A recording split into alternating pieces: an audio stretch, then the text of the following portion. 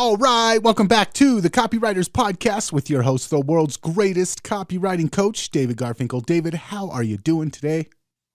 Nathan, I'm good. How are you?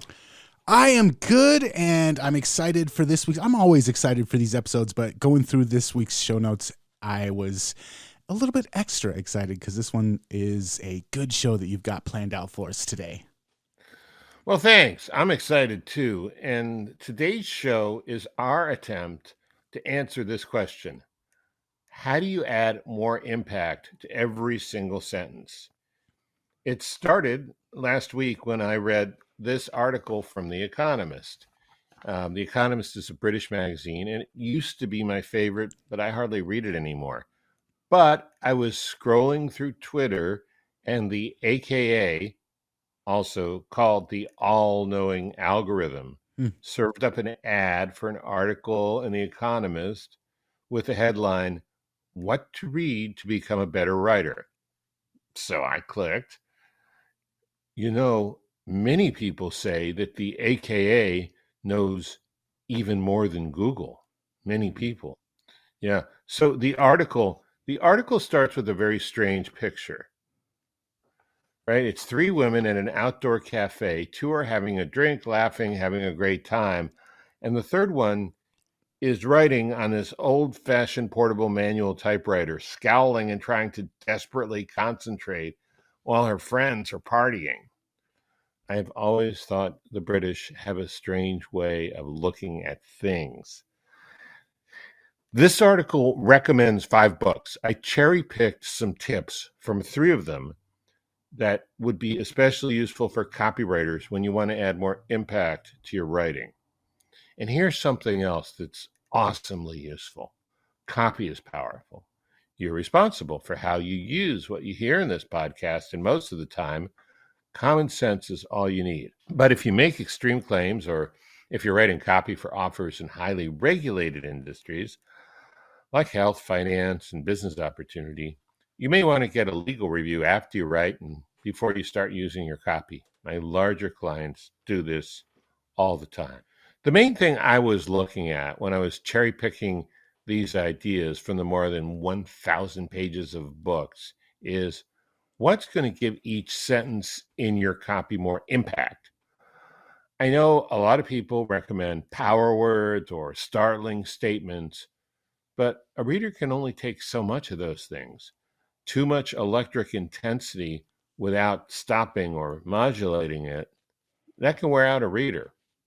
For most of your copy, what's important is clarity and momentum. Clarity often comes from leaving things out or fine-tuning some of the words you use. Momentum comes from moving your reader emotionally, which is usually what we think of as entertainment. In movies, novels, and songs, that emotional movement comes from the reader's or listener's reaction to a story about someone or something else. But in copy, we focus on the readers themselves. People get moved when they think about something wrong in their lives. They also get moved when they think about getting something they want that they couldn't have before. Now, the books I went through, I'll name them in a sec, are not copywriting books. So they cover things that are different from what we're concerned about when we write copy. But there's a few things where there's nearly 100% overlap, and that's impact, writing that keeps the reader reading. And that's what I was looking for when I got these tips for you. I found the best stuff from these 3 books, and we'll put links to the books in the show notes. So here are the books. One is On Writing Well by William Zinsser. I read this book first time nearly 50 years ago when I was a journalist. I've come to appreciate it more over the years, and I've assigned it to mentoring clients to polish up their writing skills. Other copywriting teachers also assign this book. It's mostly for journalists and business writers, but many of his ideas work for copy too. The second book I learned about in the Economist article, I'd never knew about this one before, Style Lessons in Clarity and Grace by Joseph M. Williams and Joseph Bizup. The 2 Josephs go into a lot of depth, but little things that make a difference, and we'll cover a few of those things today. Third book, I didn't like a whole lot, even though the writer of the Economist article did. I don't think there's too much in we could use, but there was one very important thing in there. So I'm not recommending the book, but I'll include a link just in case it piques your curiosity. And it's called A Sense of Style, The Thinking Person's Guide to Writing in the 21st Century by Steven Pinker.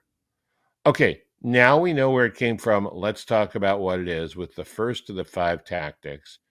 And tactic number 1 is from Zinsser in a book on writing well. And that tactic is simplify, simplify. So, do you know anyone whose theme song is "Why use one word when 10 words will do"? No. I know people, you don't. I do, but to be honest, I keep conversations with them to a minimum. It's true that simplifying things can be hard, and sometimes the more intelligent and more creative you are, the more information you feel like you need to pack into a sentence or a paragraph or a rant. But one thing is for certain, complexity is confusing, especially in copy, and the confused mind does not buy. Or in the case of instructions or even emergency orders, the confused mind does not always comply. So Zinsser in his book gives this great example from World War II, which is totally relevant for today as well. In 1942, there was a very real threat of bombings on American soil. Though this never happened, it was certainly possible, as far as anyone could tell. One measure to protect the people working to support the war effort was a blackout order. Now, here's the original one. See if you can figure out what the bureaucrat was trying to say. Such preparations shall be made as will completely obscure all federal buildings and non-federal buildings during an air raid for any period of time from visibility by reason of internal or external illumination. The only reasonable response to that was, huh? President Roosevelt knew what they were trying to say, and he had a better idea. Tell them, he said, that in buildings where they have to keep the work going to put something across the windows. Score 1 for simplifying. By the way, Zinsser points out that humans have an attention span of about 30 seconds, if that, unless you get them interested in something. And he urges writers not to blame readers. If the readers don't stay interested, that's on the writer. So he says things to watch out for include cluttered sentences with just too much stuff in them. Switching pronouns in the middle of the sentence. And this is in the older sense of the word pronoun, so that in a mid-sentence switch, the reader can't figure out who's talking or who you're talking about. Don't do that. And another thing that is anti-simplify is following one sentence with another one where there's no obvious logical connection between the first one and the second one. Okay. One of the rules I follow myself, it's not really in his book, but I've heard it from a lot of people and I just discovered it worked. After I've cooled down a bit, because I often get my brain all heated up when I'm writing, after I've cooled down a bit, I go over it again just to make sure nobody could possibly misunderstand what I'm trying to say. It's a good habit to have yourself. So, Nathan, any thoughts on simplifying and simplifying? Yeah, so I am a huge fan of the way that Ernest Hemingway would write. And one of his rules was one idea per sentence, one overall idea per paragraph. And a lot of times I will go through my sentences and I'll make sure that by the end of the sentence, they haven't already forgotten what I was trying to say at the beginning of the sentence. And that's one of the things that I think a lot of people have trouble with. But if it feels like there's too many ideas, or if it feels like by the end of the sentence, I'm starting to forget what was the point being made at the beginning of the sentence, I'll just chop it up into 2 sentences. And so being very distinct and having one idea per sentence and one overall idea per paragraph is a great thing to keep in mind, a great kind of like rule of thumb for making sure that you can do this with your writing. Yeah, that is great. I'd never heard that particular one from Hemingway, but I love it. And I'm going to add that to my little collection of rules. I try to do that too, but I don't know if I've ever said it quite as well as that. All right, let's go to tactic number 2. This is 3 ways to be more concise, and this is from another book, Style Lessons in Grace and Clarity by Joseph Williams and Joseph Bizup. So when it comes to simplifying, you usually do this by cutting out unneeded words. Sometimes, and I think this goes back to what you just said, Nathan, sometimes you can simplify by taking a sentence that's too loaded up with ideas and breaking it into smaller, simpler sentences. But most of the time, your best bet is to start out by weeding the extra words in a sentence. Mm-hmm. And so these two Josephs have 3 ways to do this in their chapter called Concision. That's a more literary way of saying conciseness. But despite the snobbery in this chapter title, they're still great tips. And here they are, 3 of them. 1, delete words that mean little or nothing. These words sound like they mean something and could be important, but when you step back, take a deep breath, get a clear eye, most of the time they just fill up space and bloat up your sentences. Words like kind of, actually, generally. Number 2, delete words that repeat the meanings of other words. These are pairs of words that sound very impressive, but again, they dilute the impact of your sentence. You'll do better by choosing one and throwing the other one overboard. A few examples. Any and all, because the word all actually repeats the effective meaning of the word any. True and accurate. Various and sundry. And 3, replace a phrase with a word. Replace the reason for with why. Replace in the event that with if. Replace it is possible that with may. Now, it is possible to take all of this too far, and that's when you go beyond concise to terse, when you sound more like a robot than a human being. A good way to know that you're at concise, but you haven't gotten to terse yet, is to read your sentence or paragraph out loud. If it moves smoothly, but it doesn't come across as halting or abrupt, you're good. And this is more of a gut feel thing than a rule-based thing. So, any of those rules ring any bells for you?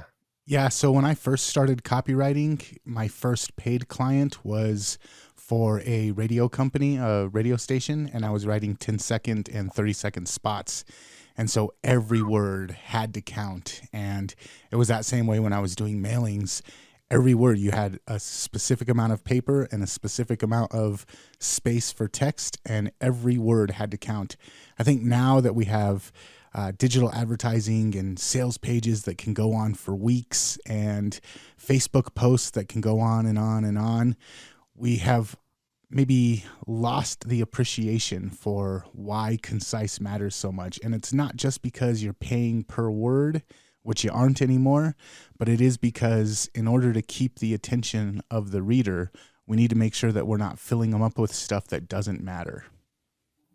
Yeah, great point. Well, I don't think I knew that about you, that the first thing you did was radio spots, but wow, what a tremendous discipline to learn about the economy of words. Mm-hmm. Yeah, I think writing lyrics is like that too, right? Oh, absolutely. Yeah.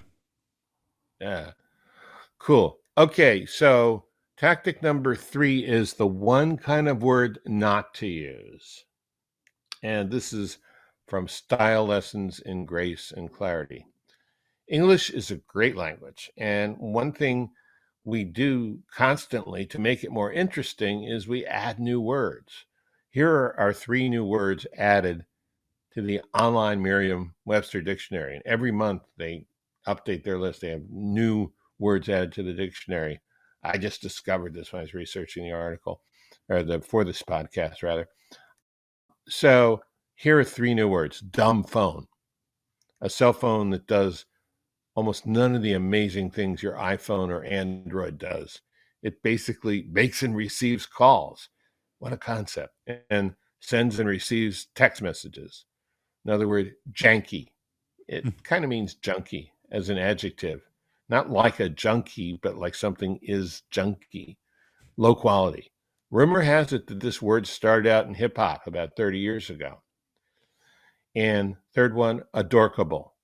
Dorky, but adorable. Like when a nerd is endearing. Now, if your market knows these words like dumb phone or janky or adorkable, you conceivably could use them in your copy. All three of them pack a lot of punch.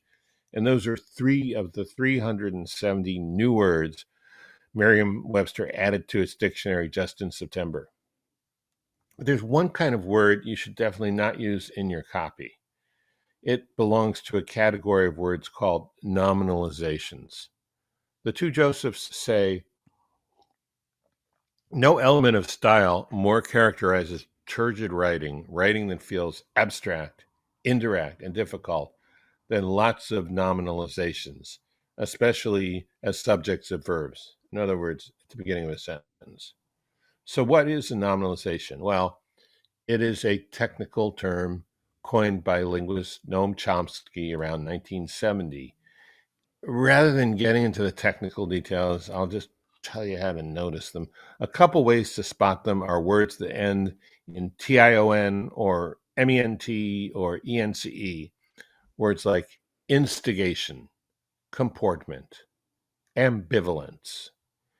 A second way to spot them, which takes more detective work, and this is the technical part, is to see if they come from a verb or an adjective. Like take the word outsourcing. It's supposed to be a noun, but it comes from the verb to outsource.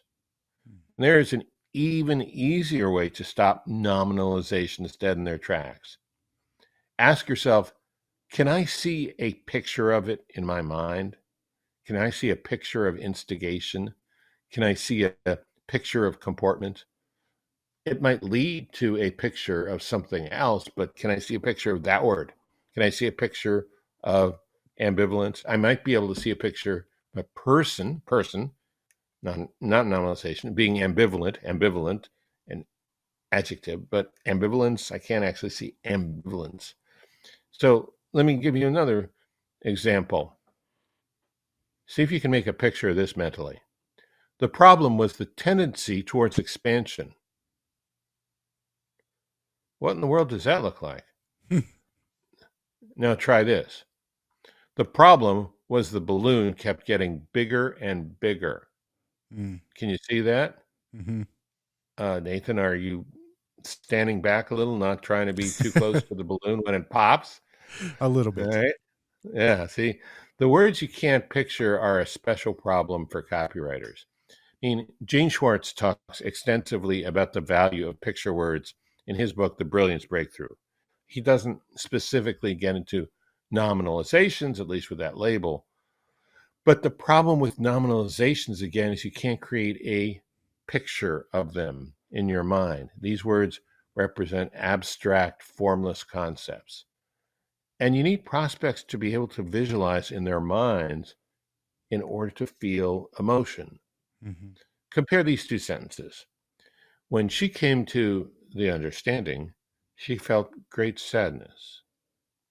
And when she read the letter, she threw up her hands and burst into tears. Mm-hmm. The first one has a nominalization, the understanding, and a conceptual word, sadness. The second one has picture words, letter, hands, tears. Remember, no visualization, no emotion. And no emotion means your copy is not going to work.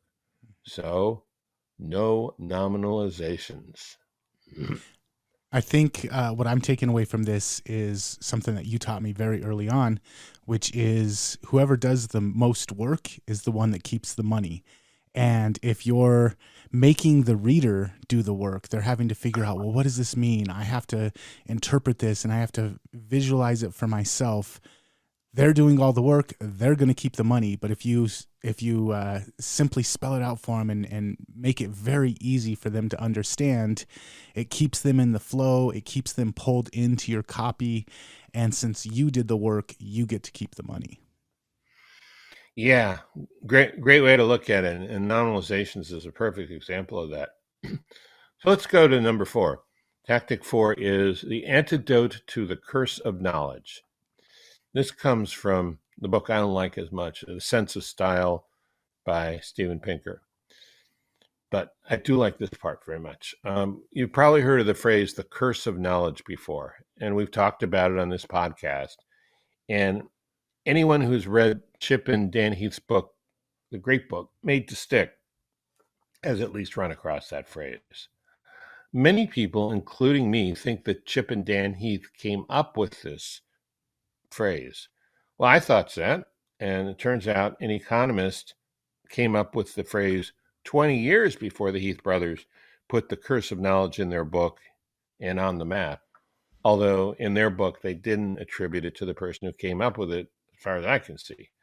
The economist who came up with it was Robin Hogarth. But the important thing about curse of knowledge is not who came up with it. It's that until you are aware of it and deal with it, it can put a huge roadblock in your copy. Here's what Steven Pinker says in his book. The curse of knowledge is the single best explanation I know of why good people, write bad prose. It simply doesn't occur to the writer that her readers don't know what she knows, that they haven't mastered the patois of her guild, can't divine the missing steps that seem too obvious to mention, have no way to visualize a scene that to her is clear as day. And so she doesn't bother to explain the jargon or spell out the logic or supply the necessary detail. That's good. I don't like the patois of her guild part, but that's just me. He has a right. He has a right to remain silent, too. Okay, getting free of the curse of knowledge is not a one and done escape. The whole answer is getting into your reader's head and figuring out what they know and don't know and what they understand and don't understand and filling in the gaps. But of course, that's easier than it sounds, and it's usually a multi-step process. So you do it in pieces. Here are a few things that are doable to get started. Whenever you can, replace jargon words with words that a non-expert can understand. If you must use a jargon word, do the same thing that journalists do. Put an explainer after the jargon word, like this.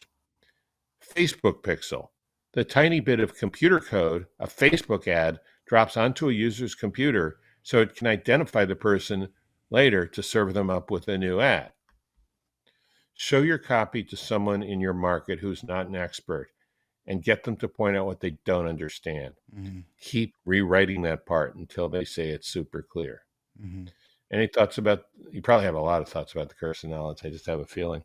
I have one that I'm going to emphasize. I have a lot of friends that in the work that I do, I hang out with a lot of computer programmers, website developers, stuff like that. And they usually are brilliant at what they do and horrible at explaining what they do because they assume that everybody else knows all of the stuff that they know. And it's not just when it comes to computer and web design. They're horrible at explaining to clients what's possible and what's not possible. But in their everyday relationships, they just assume that everybody else is as smart as they are and thinks the way that they do, and they have horrible times communicating. And I'm guilty of this myself, but I really see it with a lot of the web and tech guys that I work with. And it's such a human thing to just assume everybody knows and thinks the way that we do.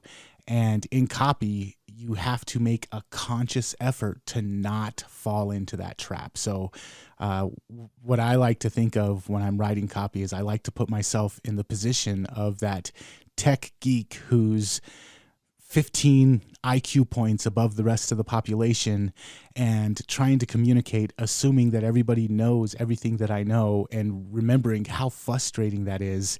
And then I step back and I say, okay, I need to dumb it down and make sure that I'm not talking over the heads of my audience. Man, that is a $1 million part. That is great. That is so good. I love that.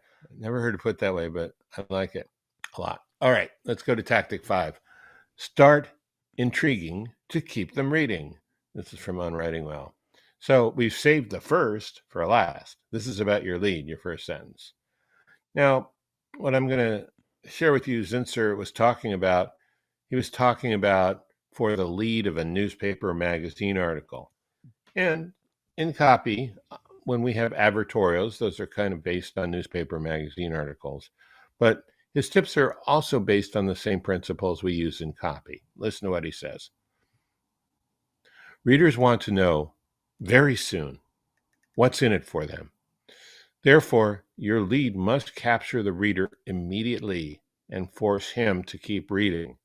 It must cajole him with freshness or novelty or paradox or humor or surprise or with an unusual idea or an interesting fact or a question. Anything will do as long as it nudges his curiosity and tugs at his sleeve. Just a quick note, this was originally published in 1976 when writers like Zinsser didn't realize that women and girls know how to read too. Okay. Zinsser points out that the hardest part of a writer's job is hooking the reader, which is what the writer must do for the lead to be successful. Mm-hmm. I agree. Nathan, I bet you agree. Mm-hmm. You agree? Yeah. So it's worth spending more time on your headline and your lead than you do on any other 50 or 100 words in your copy. What works in a lead? Well, surprising and yet still relevant information is not always, but very often, the key to success of a lot of leads. Zinsser says, salvation often lies not in the writer's style, but in some odd fact he or she was able to discover. And congratulations to Zinsser for that sentence, where by saying he or she, he acknowledges that writers can be male or female. Progress, we take it where we can. Progress, we take it where we can get it. And that's it. The only thing that I would add to that, and this is a separate book, will not be in the show notes, but Wired for Story was one of those books where I really learned how to write a captivating lead, because the author, she spells out the things that grab your attention and make it hard to look away when it comes to writing. So in addition to the books we talked about today, Wired for Story is another book that's great for writing leads. That's fantastic. I love that book. I never thought of it in this context because I think of it kind of in the bucket of stories, but you're absolutely right. And that's a really inventive use of that book. So it's fantastic. Well, yeah, we put in the links for On Writing Well and Style Lessons in Clarity and Grace and The Sense of Style. Put Amazon links in there if you want to get any of those books. And I suggest you get all two of the ones I like. All right. And I'm going to come to Steven Pinker's defense. I like most of his books. I haven't read this particular one, but I have read a few of his books, and he is a brilliant thinker. I don't know if I would read a book of his on tips on writing, but I do think he is a good writer. You're saying Pinker is not a stinker. Pinker is a brilliant thinker. Yeah, absolutely. And that is a great way to end this episode. David, thank you for putting this together. And listeners out there, if you want to check out more, head on over to copywriterspodcast.com. And until next time, man, we will catch you later. Catch you later.